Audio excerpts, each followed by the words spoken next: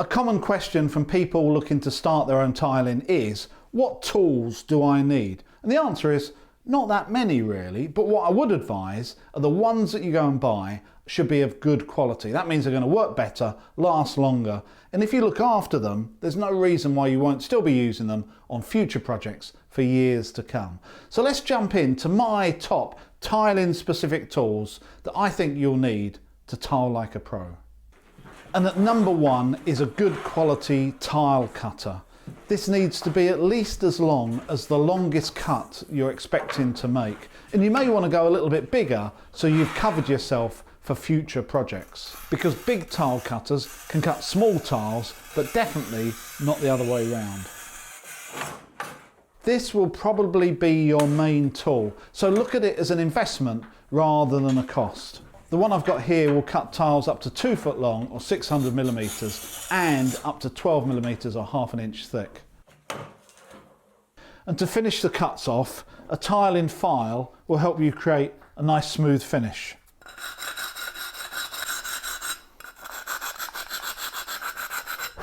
Now that to me looks like quite a nicely finished tile. Just one tip, never run your finger across the cut end of a tile unless you're wearing gloves. There's a very good chance you'll end up with a cut. So we've prepared our tile, so we need to mix up some adhesive to get it onto the wall or the floor. And for that, I would highly recommend purchasing a paddle mixer like this. This is the sort of thing that fits on the end of a cordless drill. And this will take the effort out of mixing for you. It's going to speed it up and means that the end product is going to be a lot more consistent if you use one of these. Once your adhesive is mixed, to get it on the floor or the wall consistently, I would also recommend using a notched trowel. This is going to lay a bed of adhesive of the right thickness behind every tile, which will make your finished tiling a lot flatter and a lot more consistent.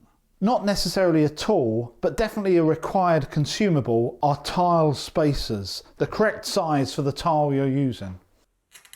To also cut around objects, a tile scribe and nippers can come in really useful to shape tiles around awkward corners. And to finish off, a grout float with a spongy base that's just right for grouting. All of these tools plus others you can purchase from the Tile Warehouse website, and they'll be delivered with your tiles as well, which is a good way of keeping everything together until the day you come to start your tiling. As well as these specific tiling tools, there's some general building tools you're going to need as well, like a tape measure, spirit level, a sponge and a bucket for mixing your adhesive. And last but by no means least, when you're buying your tools and your tiles, seriously consider PPE. You should be wearing these every time you cut or file tiles, and when you're handling them you should be wearing gloves. I like these grippy type ones. I just find they save lots of little cuts over my hands.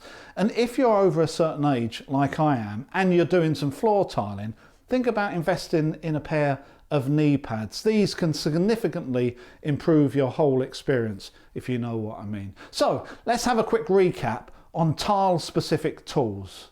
To cut your tiles, you'll need a tile cutter and nippers, a file to finish them, a paddle mixer to mix adhesive, a notched trowel matched to the size of the tile you're laying, tile spacers and a grout float to finish off. So I hope that gives you some ideas on the tools you're going to need to carry out your project. I will see you in the next video.